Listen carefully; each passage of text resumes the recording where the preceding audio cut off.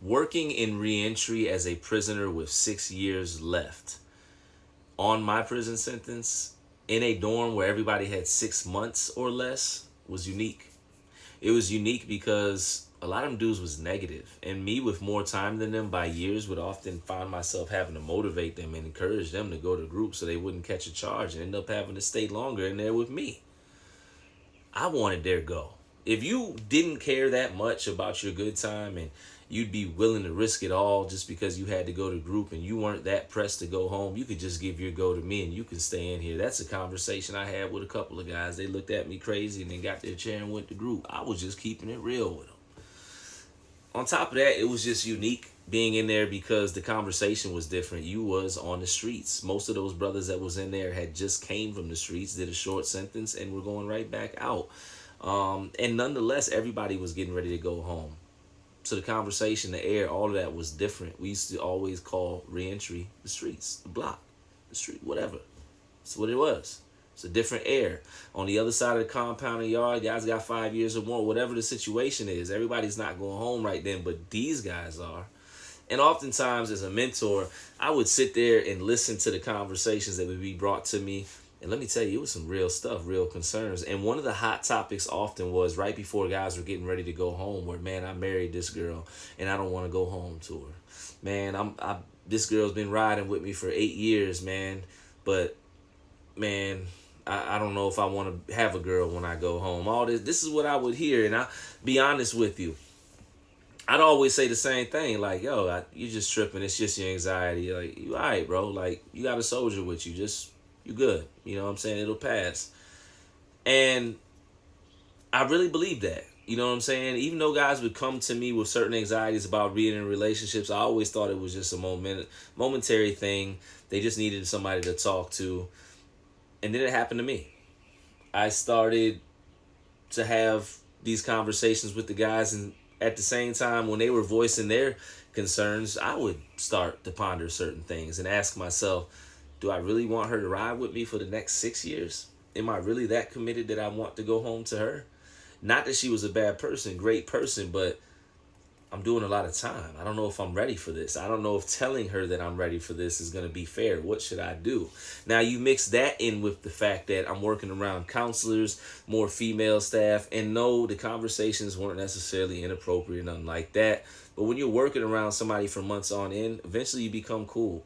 Whether it's a CO, staff, member, or whatever, and you're a prisoner, it does not matter in that environment. Over time, the conversation becomes looser.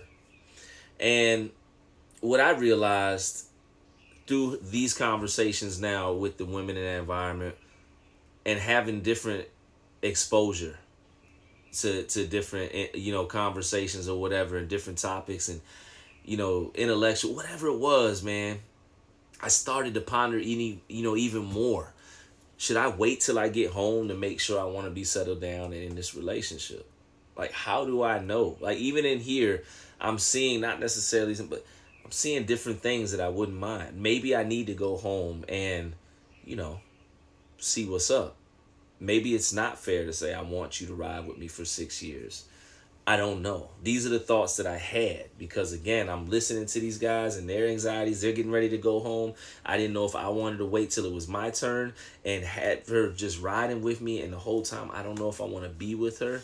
I didn't want to be in that situation. So I decided the next visitation I'd have a conversation with her and voice my concerns. I needed to let her know what was on my mind. I didn't want to front. I didn't want to lie to her because I had that much respect. Did love her.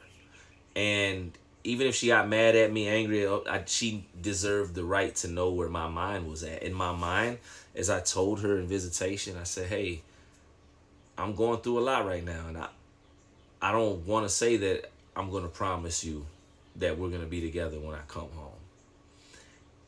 She looked at me. I'll never forget. She said, are you sure? I said, well, these are my thoughts. It's still a lot of time left. And she said, well, that's up to me, that part. She's like, but I want to know, are you having second thoughts about being with me outside of this thing? And I looked at her and I said, yeah. And of course, the universe, whatever, as soon as I said, yeah, That's when they called visit to be over with. And I couldn't finish that conversation. I had to wait literally after telling her that after she's been riding with me, after she basically got, had to quit working on the compound because she was about to be put under investigation for messing with me. After she had to wait to come visit me, after all this, after now coming to see me, now I told her I don't know if I want to be with her when I come home. And then they ended the visit. And when they ended the visit, as they were escorting me back for change out, I looked back. She wasn't even looking back like she usually did at visit. Usually she would turn around and, watch me, or I'd watch her until one of us had to go through the door. Not this time. When I looked back, her back was turned. She was walking straight out the door. Man, it was cold.